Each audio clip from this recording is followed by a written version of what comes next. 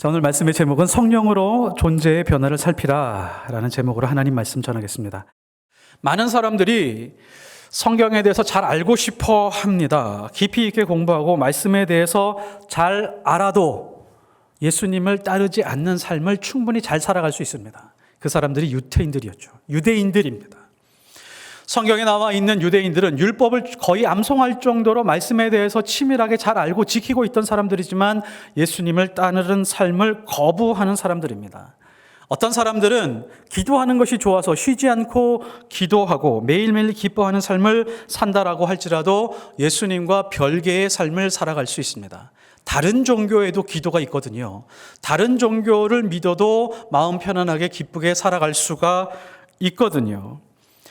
교회에 모여서 성도 간에 깊은 교제를 하고 이웃들을 위해서 희생한다라고 할지라도 예수를 따르는 것에 대해서 무관심한 삶을 충분히 살아갈 수 있습니다.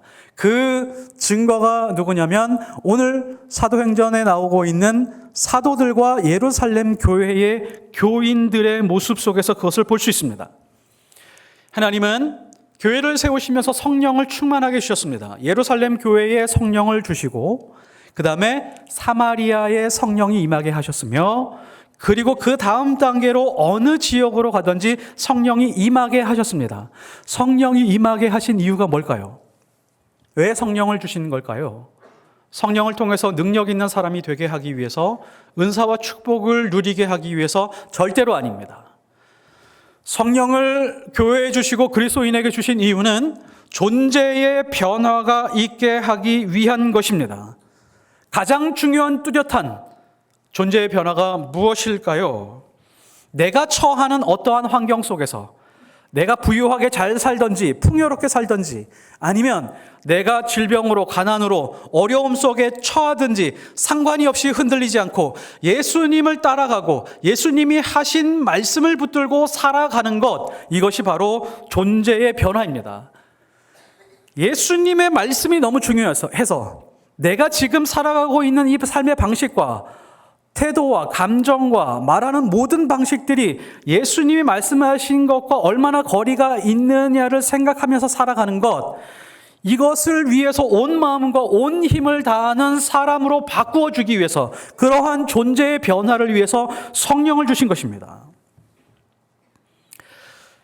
먼저 예수님의 제자들, 사도들의 선택과 행동을 한번 보십시오. 사마리아 성에서 기적이 일어나고 있다는 이야기를 들었습니다. 귀신이 떠나가고 그리고 질병에 있었던 사람들이 많이 고침을 받았다. 그리고 예수님의 말씀대로 사마리아에 복음이 전해졌다라고 하는 소식을 들었습니다. 14절에 보면 예루살렘에 있는 사도들이 사마리아도 하나님의 말씀을 받았다 함을 듣고 베드로와 요한을 보내매, 여기에서 재밌는 뉘앙스가 있습니다. 예루살렘 교인들과 사도들이 사마리아도 하나님의 말씀을 들었다고 라고 하는 뜻입니다. 정말이야?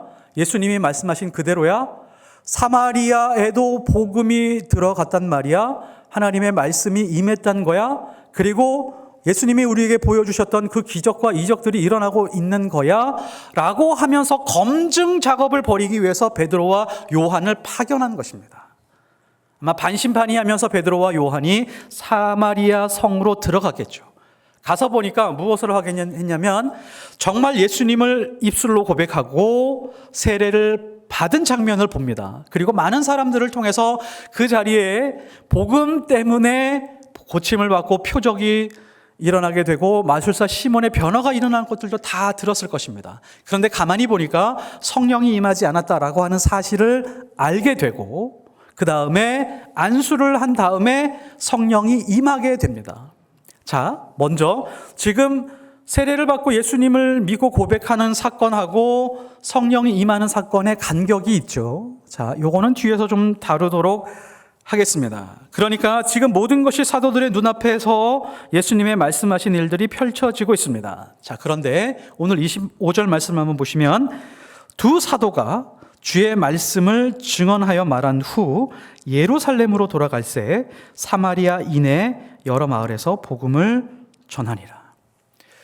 자, 이 부분은 굉장히 사실 가슴 아픈 장면입니다.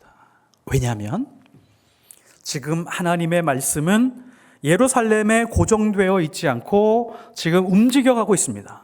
사마리아 성으로 갈 것이고요, 유럽으로 갈 것이고, 아프리카로 갈 것이고, 사마리아로 움직이게 될 것입니다. 자, 그러면 제자들은, 사도 베드로와 요한은 사마리아 성에서 일어나는 모든 것들을 보고 검증하고 확증을 했으면 예루살렘으로 다시 돌아가면 안 됩니다. 자, 이제 예수님이 사도행전 1장 8절에서 말씀하신 것처럼 온 유대와 사마리아와 땅끝까지 지금 말씀이 전해지고 성령의 움직임이 눈으로 보여지고 있는데, 베드로와 요한은 예루살렘으로 돌아갈 것이 아니라 사마리아에도 교회를 세우는 일을 해야 됩니다. 그리고 예수님이 말씀하신 대로 증인의 삶을 계속해서 이어가야 되는데, 예수님의 말씀을 이미 들었음에도 불구하고, 증거를 두 눈으로 보았음에도 불구하고 예수님의 말씀을 따르는 일에 주저합니다. 그리고 예루살렘에 거주하러 다시 돌아가게 됩니다. 불과 몇 달 전에 베드로 자신이 설교한 내용을 한번 보십시오. 사도행전 2장 14절에 보면 내 영을 모든 육체에게 부어주리니, 본인이 설교한 내용입니다. 그러니까 모든 육체에, 유대인에게만 성령을 부어주는 것이 아니라 모든 이방인, 온 세계에 있는 모든 사람들에게 성령을 부어주리라 라고 하는 하나님의 약속의 말씀이 지금 오순절 성령에서 이루어진 것이다. 그리고 사마리아에서 이루어지고 있음에도 불구하고 사도들과 예루살렘에 있는 그 교인들은 유대인의 선민의식에서 아직 벗어나지 못하고 있습니다. 사도행전 10장으로 넘어가게 되면 베드로가 지붕에 올라가서 기도를 하다가 환상을 봅니다. 하나님이 음식을 내려주시는데, 음식을 보니까 성경에 부정한 음식이거든요. 율법에 부정한 음식인데 저거 먹으면 안 되겠다라고 거절합니다. 하나님이 이렇게 말씀하시죠. 내가 깨끗하다라고 한 음식을 너가 왜 먹지 않느냐라고 억지로 먹습니다. 그 환상을 보고 난 다음에 이탈리아 군대의 백부장 고넬료의 집으로 초청을 받아서 가게 됩니다. 그런데 사마리아에서는 자기가 안수해서 사람들이 성령이 임했는데, 여기서 보니까 특별한 무언가를 하지 않았는데도 지금 성령이 크게 임하고 있는 것을 보게 되었습니다. 베드로가 놀랬죠. 그리고 예루살렘으로 다시 돌아가서 예루살렘 교인들하고 사도들에게 이 사실에 대해서 이야기를 해줍니다. 근데 이 사람들의 반응이 어떻죠? 왜 무할례 이방인들과 함께 식사를 했느냐고 비난을 합니다. 지금 예루살렘 교회의 교인들은 어떤 사람들이죠? 성령의 충만함을 입은 사람들이고, 서로 사랑하고 물건들을 네 것이고 내 것이고 없이 다 나누는 사람들이었고, 말씀으로 충만해서 예루살렘에서 복음을 증거하러 나가는 그런 사람들이었고, 가서 기도하다가 보면 병 고침의 은사가 있어서 그 병 고치는 장면들을 눈으로 목격했던 그런 사람들인데, 지금 이방인에게 성령이 내리는 그 장면을 보고 왜 무할례에 있는 사람들하고 식사를 하냐고 지금 핀잔을 주고 있었습니다. 기적과 환상과 방언과 부흥을 온몸으로 경험한 사람들임에도 불구하고 지독하게 예수님이 하셨던 그 말씀에 대해서 듣지 않습니다. 여전히 율법에 매여서 그 율법의 관습을 가지고 판단을 하고 있는 모습을 봅니다. 사실 사도들과 예루살렘에 있는 그 그리스도인들의 모습이 우리의 모습입니다. 우리는 말씀으로 인생이 변한 사람들입니다. 하나님의 말씀 때문에 마음을 추스리고 강해진 사람들이죠. 그리고 힘들고 어려울 때마다 말씀으로 위로를 받았던 사람들입니다. 그리고 말씀으로 새 힘을 얻었습니다.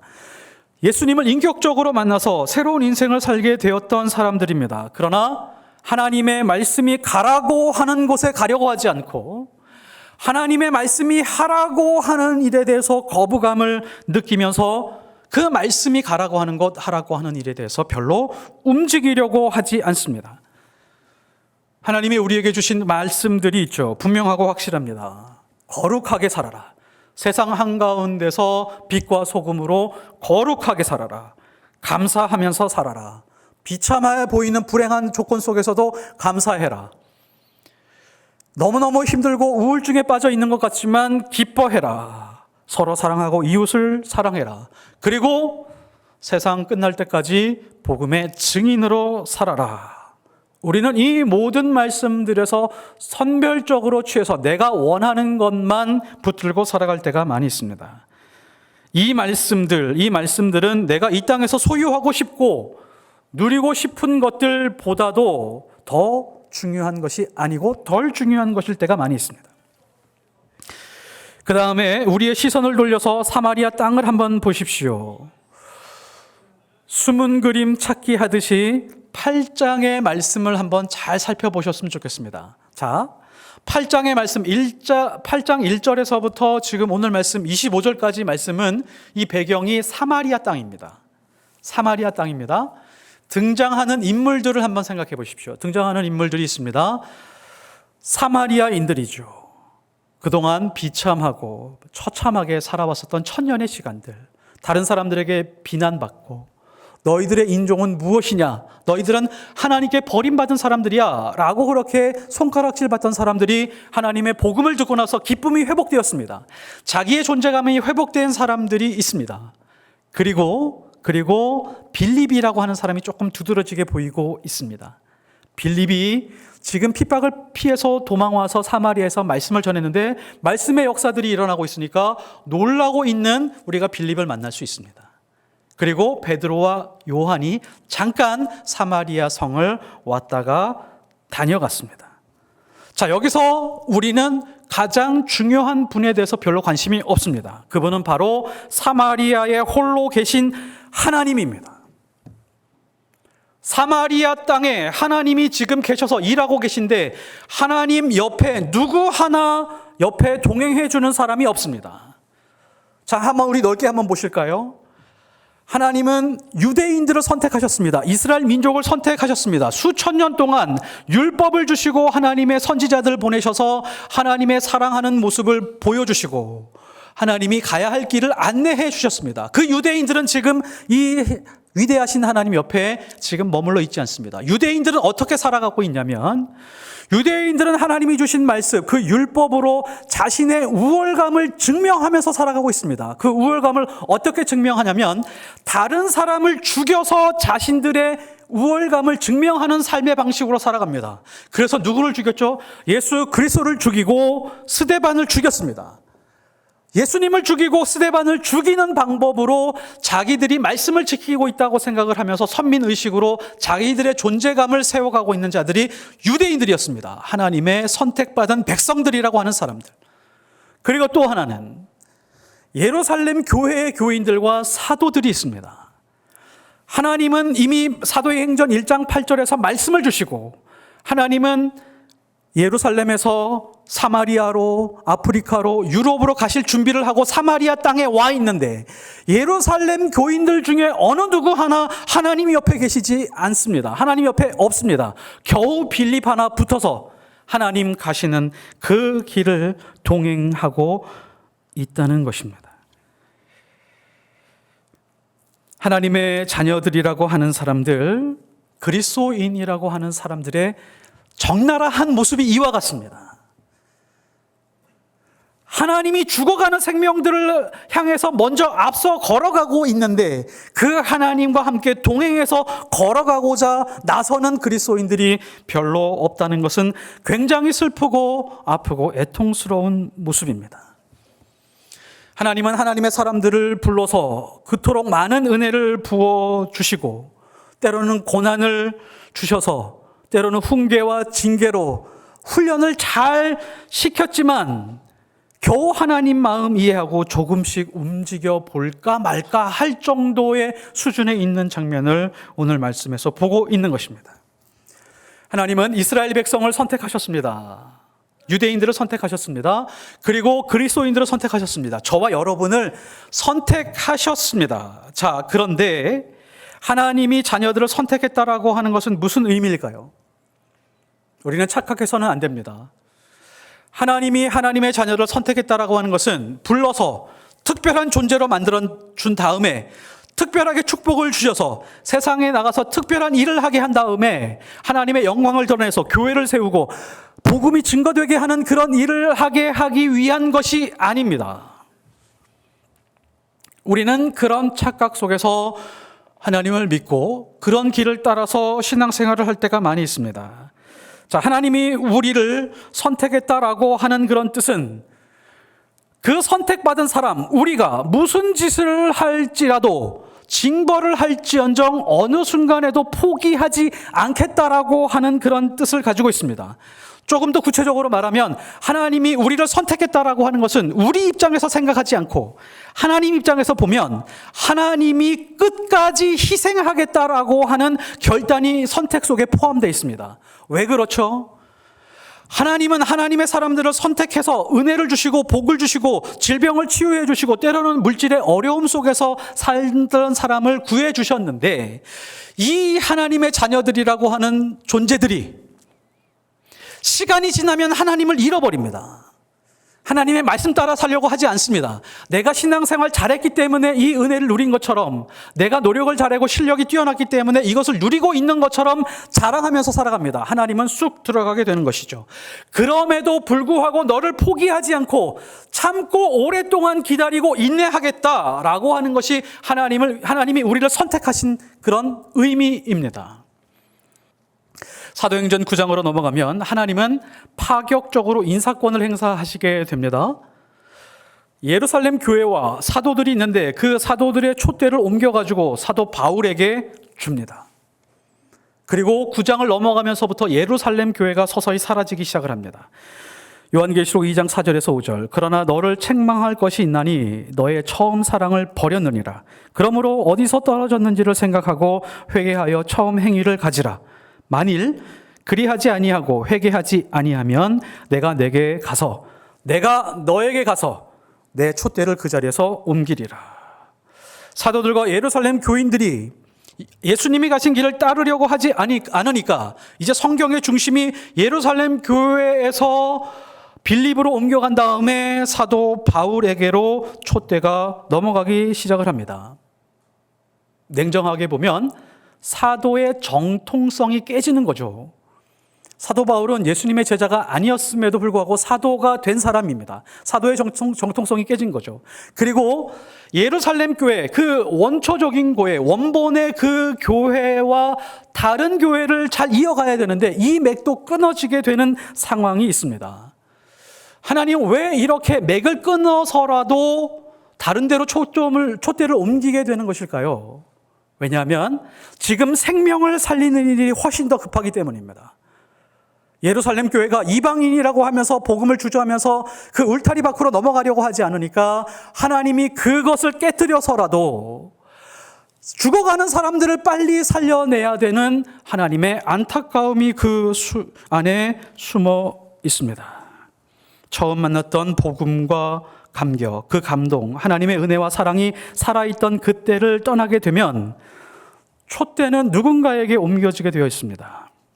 그래서 우리가 두려워해야 될 것이 있습니다. 돈이 없는 것도 아니고 건강이 무너지는 것도 아닙니다. 촛대가 다른 곳으로 옮겨져 가는 것입니다. 예루살렘 교회는 가장 이상적인 교회였지만 여전히 유대인이라고 하는 우월감에 갇혀 있었고 지역적으로도 예루살렘을 벗어나는 것을 어려워했습니다. 우리 교회도 우리 성도들도 사도행전이 가는 같은 방향으로 가고 동일한 것을 갈망할 수 있어야 됩니다. 예루살렘에 부어준 좋은 것들이 있죠. 성령의 충만함, 성도의 교제, 가장 교회다운 모습, 그리고 부흥하는 교회, 뭐 하나 빠짐없이 다 좋은 것들만 가지고 있는 것이 바로 예루살렘 교회였습니다. 그러나 그 좋은 것들만 붙들기 원한다면 우리 교회에 사라질 수 있습니다. 왜냐하면 사도행전 28장이 끝나고 몇 년 뒤에 예루살렘 교회는 역사 속에서 아예 사라집니다. 가장 좋은 것들을 가지고 있었지만 하나님이 가는 방향, 또 복음이 가는 방향, 예수님이 우리에게 주신 그 말씀을 따라가지 않을 때는 촛대가 옮겨지는 상황을 보게 되는 것입니다. 앞서 말씀드렸던 것처럼 우리에게 성령을 주셨습니다. 그리고 예수님이 우리에게 구체적으로 구하라, 찾으라, 두드리라고 말씀하시면서 성령을 구하라 라고 말씀하셨습니다. 성령을 구하는 것은 그리스도인의 첫 번째 되는 가장 중요한 대목입니다. 자, 성령을 구하고 성령이 충만하기 원하는 것, 이것도 굉장히 중요한 부분인데요. 빌립 때문에 사마리아인들이 예수 믿고 세례를 받았습니다. 세례를 받은 장면이 있죠. 예수님을 믿겠다고 고백했습니다. 사마리아인들이. 자, 그리고 나서 사도들이 와서 사도들이 안수를 하자마자 성령이 충만하게 임하기 시작을 했습니다. 자, 이 장면은 기독교 역사, 기독교 전체를 통틀어서 가장 논쟁이 심한 부분 중에 하나입니다. 그래서 카톨릭, 정교회, 개신교 안에서도 순복음, 장로교, 감리교로 찢어지게 된 가장 아주 핵심 내용 중에 한 가지입니다. 여기서 우리가 중요하게 봐야 될 것이 무엇이냐면 사도들이 와서 성령이 내린 이유는 사마리아의 마술사 시몬 때문에 발생한 영적인 혼란이 있는데 그 혼란을 바로잡기 위해서 특별한 성령의 임재를 보여주어야 될 아주 특별한 상황이었다라고 보는 것이 더 정확합니다. 그러므로 우리는 예수님을 주로 시인하면서 예수님을 따라 살겠다라고 하는 그런 결심과 살아가는 삶이 있다면 특별한 성령의 세례와 성령의 임재와 충만함이 없다라고 할지라도 그 사람은 특별하게 따로 성령의 세례와 임재를 받지 않아도 성령과 함께하는 사람입니다. 왜냐하면 26절 이후에 에디오피아의 네시가 나오는데 재무부 장관이죠. 재무부 장관이 나오는데 빌립이 복음을 전하고 거기서 세례를 주고 나는데 그 다음에 필수적으로 성령의 세례가 임하도록 빌립이 어떤 행위를 하지 않습니다. 반드시 그렇게 했다면 빌립이 성령에 임재하도록 세례를 받도록 했겠죠. 그러니까 같은 말씀 안에서도 다른 상황이 발생하게 되는 것입니다. 그러나 요는 무엇이죠? 가장 중요한 핵심은 무엇일까요? 성령의 세례를 받아야 된다, 충만을 받아야 된다, 은사를 받아야 된다, 이런 게 중요한 것이 아니라 하나님이 성령을 우리에게 부어주신 단 하나 유일한 이유는 무엇이냐면 존재의 변화를 위해서입니다.